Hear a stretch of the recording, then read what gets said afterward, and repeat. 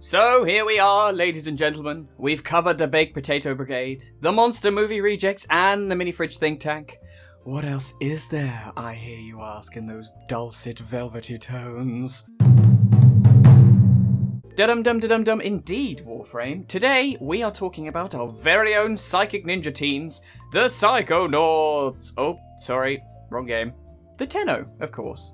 For those of you that have completed the second Dream Quest line, and if you haven't, I strongly recommend you do so before watching this video, you'll know that the Tenno are a bunch of angsty teenagers controlling techno-organic golems through the power of their minds!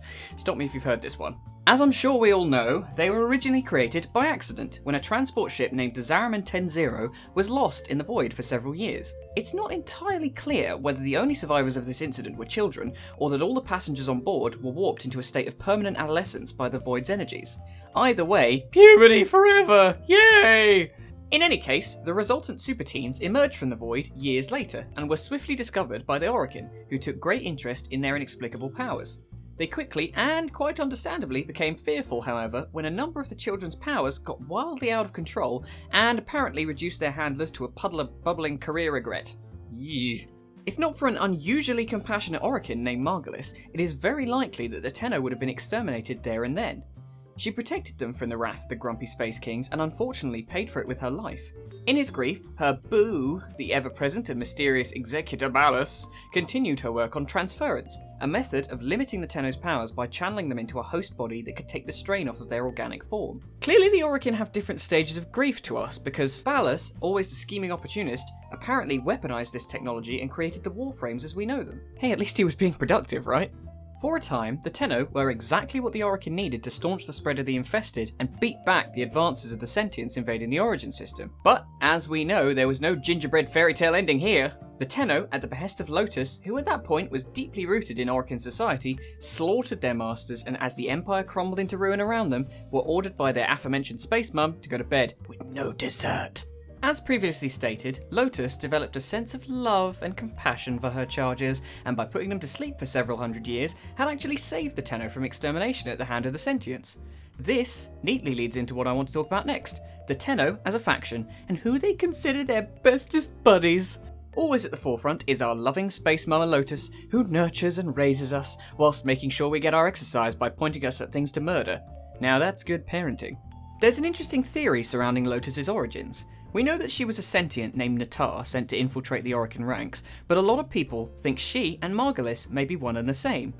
A cryptic message in Orokin script makes reference to Margulis's implantation. This, and the fact that we know Lotus and Margulis share a voice actor, which I sincerely doubt was unintentional on DE's part, might mean that Margulis's body played host to Lotus's consciousness.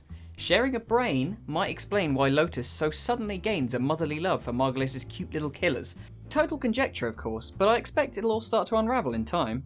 Second in our worryingly disorganised infrastructure is our creepy Uncle Teshon, who essentially equates to that PE teacher who gave you a hard time because you were too cool for sports. Teshon runs the Conclave, a PvP arena that pits Tenno against each other, thinly disguised as a training arena. Other than that, he doesn't really do much aside from modelling lawn furniture and berating passers-by that their PvP game is weak, bruh. He is apparently of Orokin lineage, which might explain why he doesn't seem to get along with Lotus. Although cooperative, Lotus seems to find him to be a nuisance, hindering the pursuit of our true objective, whatever the hell that might be. These two are the most involved in Tenno society, but there are plenty of others who root for our side. There are, of course, the 6 Syndicates, organisations that align themselves with the Tenno, each with their own motivations, goals, and fabulous uniforms. There's also Barakit here, by day the resident void trader, and by night, amateur archaeologist. Cephalon Cimaris is our lawmaster, with an ominous goal of digitising all life into immortality. Many more like Darvo, Maru, Clem, and even Alad V at times have been allies to the Tenno in some capacity. For now, let's move on to Tenno Technology. At the core of Tenno Tech are, of course, the Warframes. They give the fragile operators' forms a means of kicking ass in the wider world, all the while acting as a focusing lens for all our weird and wonderful Tenno powers. It is widely speculated that the frames are a fusion of a Tenno mind and a benign strain of the infested virus, sealed together in a neat little package by the Void's energies, presumably with a bow. However, as useful tools as they are, there is a very strong possibility that they might be more than meets the eye. There is one known instance of a Warframe acting without its Tenno's influence, waking up and breaking the sentient Hunhau's vessel, whilst its operator was at the mercy of Stalker. It's clear that there is definitely more going on under the hood as far as the Warframe's independency goes. A friend of mine had the idea that the Warframes used to be some form of humanity, either Orokin themselves or one of their servant races, and were either experimented on by the Orokin, or more interestingly, might have been the adults aboard the Zariman, altered in a more physical way. If so, somebody at DE has definitely watched Evangelion. Warframes currently come in two varieties. The first, accessible to you aspiring space ninjas, are the regular Warframes, mass production copies of the original Orokin designs. They do the job, for all intents and purposes, but don't expect them to win any style awards. The more rare and illustrious versions are called Primes. These were actually the original Warframe prototypes created during the Orokin era. They are universally better, if only slightly, and featured that sick bling brah.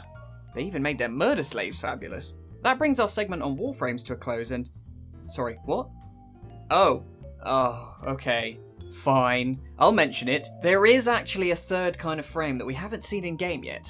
Excalibur Umbra is our only known instance of this series, and from what we know, they seem to be highly decorated versions of the Prime Warframes with altered designs. Worry not, young edgelords! DE has said that Umbra frames will be a darker spin on current Warframes, and whether or not that means they will be empirically stronger, they will at least be interesting from a lore lover's perspective.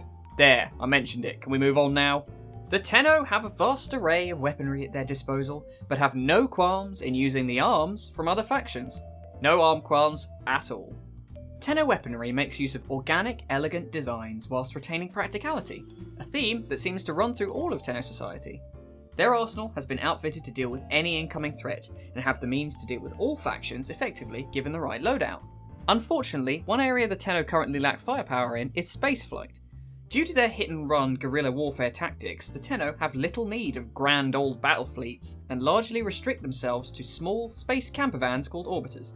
These act as a sort of all-in-one house, factory, mission control, with a detachable landing craft when you need to pop to the shops for some bread, or high-caliber weaponry.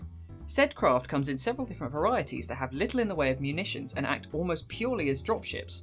They even come with their cute little robot butler called Ordis, who I'm sure everybody will understand if you want to strangle after the first 5 minutes. If I may say, operator, your chosen Warframe suits you.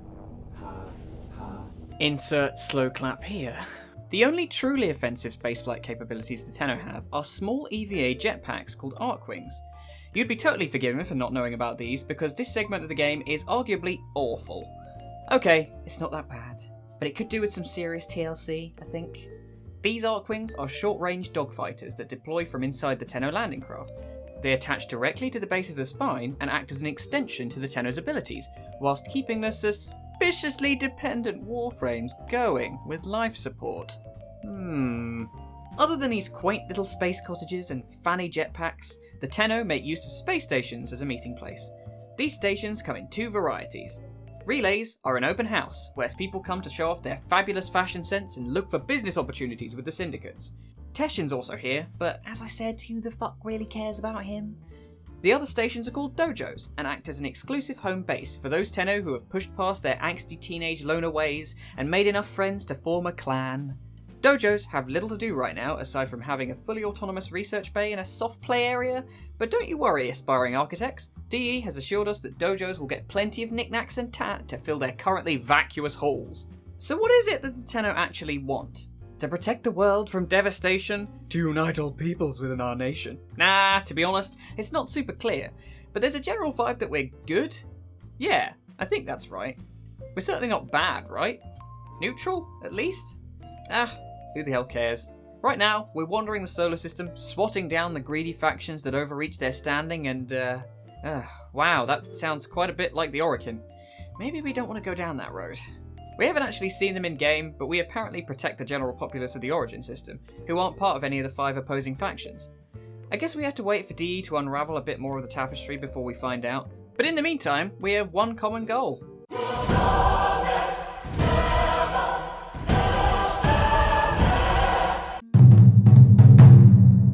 Hi again, everyone. Sorry for the long wait. Fucking hell, it's been 3 months. Bit of a long one today. Misses. So, sorry if it's a bit dense this time around. I didn't really want to split the video up. I wanted it all condensed. I could have done a video on Warframes, and maybe we will in future when there's some more information, but whatever.